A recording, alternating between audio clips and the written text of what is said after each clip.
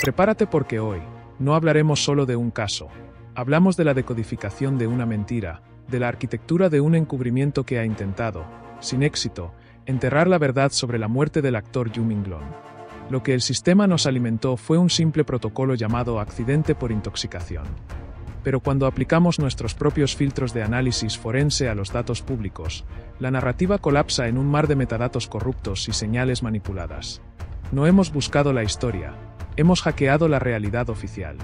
Pero antes de continuar, no olvides dejarme tu like y suscribirte a mi canal para conocer el código encubierto que se oculta tras la realidad.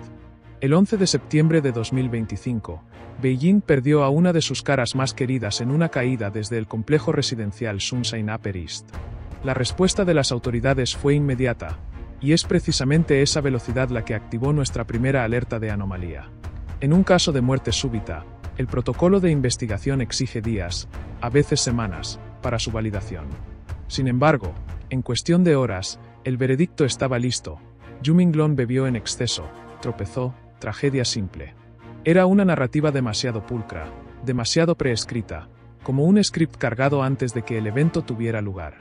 El sistema no solo proporcionó una explicación, sino que también aplicó una capa de censura inmediata, buscando evitar que la disidencia se propagara. Pero en la era digital, cada fragmento de silencio solo amplifica el ruido de fondo. Y ese ruido de fondo venía cargado con dos paquetes de datos críticos que desafiaron el firewall oficial: la supuesta carta de despedida y un fragmento de vídeo de mirilla. Analicemos primero el paquete de texto, la carta. Si Yu Minglong hubiera estado simplemente ebrio y descuidado, ¿por qué su último mensaje, filtrado a través de canales privados, hablaba de miedo, de sombras fuera de su puerta y de pisadas que se acercaban? Sus palabras no describían la confusión de un borracho, sino el terror lúcido de un hombre acorralado. Él escribió sobre el rechazo a aceptar tratos humillantes, sobre su oposición a la corrupción y al poder que intentaba aplastarlo. El contenido no era una nota de suicidio impulsiva, era un testimonio cifrado, una advertencia póstuma al mundo. Se convirtió en la piedra roseta para el público, una llave para decodificar la verdad. Yu no fue víctima de un error personal, sino de una resistencia moral. Luego está el paquete de vídeo, la señal más corrupta y, por lo tanto, la más reveladora. Un clip granulado de una mirilla mostraba a Yu siendo escoltado por hombres sombríos, seguido de cerca por una mujer.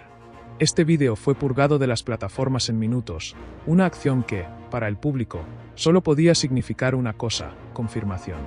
Si era inocente, ¿por qué la eliminación tan veloz? Pero en la red oscura, fragmentos sobreviven, capturas de pantalla, stills borrosos, y un detalle crucial: la correa del teléfono de la mujer. Esa correa, un simple trozo de metadata visual, apuntaba directamente a una variable explosiva: la actriz Irene Son. La conexión era inmediata y eléctrica.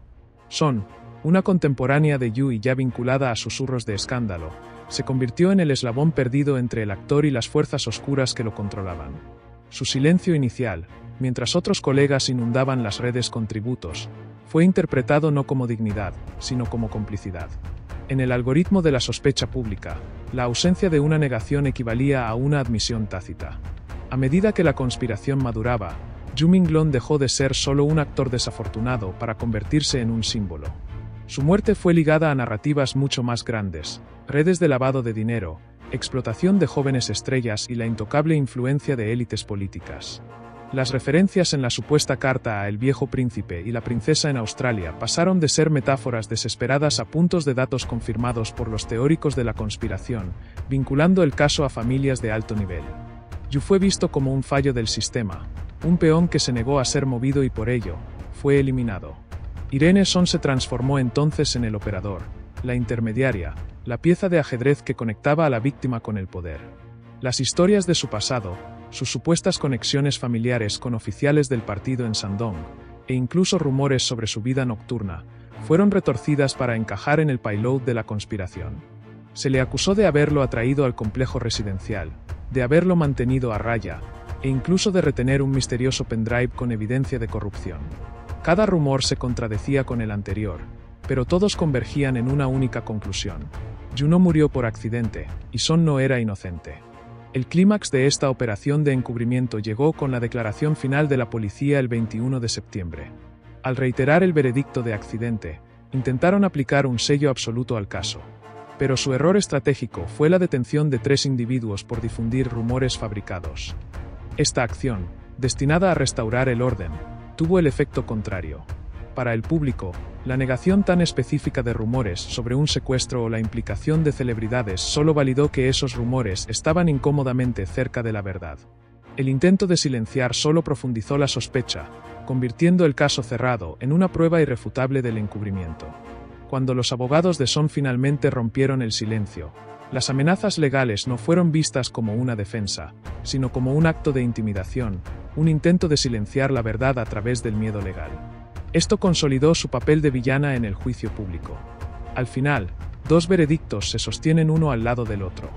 El veredicto del Estado, una muerte trágica, accidental, causada por la ebriedad.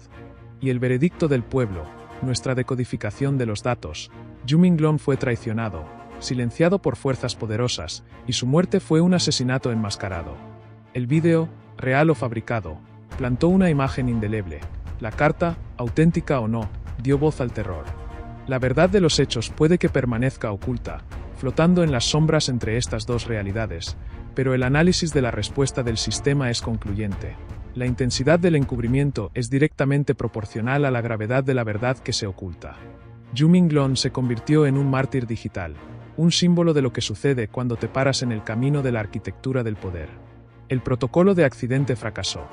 La verdad, una vez extraída y expuesta, ya no puede ser borrada, y el mundo seguirá preguntando. ¿Cayó por azar o fue empujado por fuerzas que no se atreven a ser nombradas? La respuesta sigue esperando en los rincones oscuros del sistema, pero el código ha sido descifrado. ¿Y tú, qué opinas? Déjalo en los comentarios y si aún no lo has hecho, suscríbete ya.